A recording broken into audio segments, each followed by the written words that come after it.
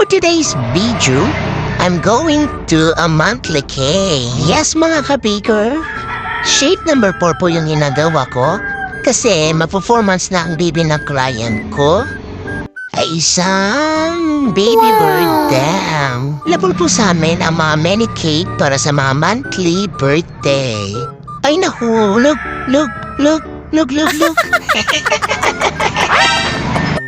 Anyway mga ka-baker, nangyayari talaga yan. Pag-irit ka na sa pagbablog. Mga ka-baker, bali sa top ko lang po linalagyan ng ating rosette.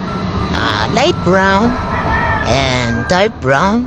Combine ko na lang silang dalawa para mas magandang tignan. Then, aspunas para malinis, diba? O yan, diba maganda? Well, mga ka-baker, I have a visitor. Siya si Ate Jan.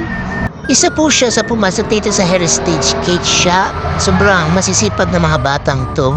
Ngayon ikakasal na. Sa May po ang kasal niya. Ang nakaka-bless. Congratulations sa couple na itong dalawang ito.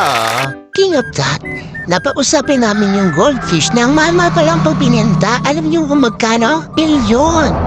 1 million da. Chari. It's a joke. It's 35 pesos lang naman.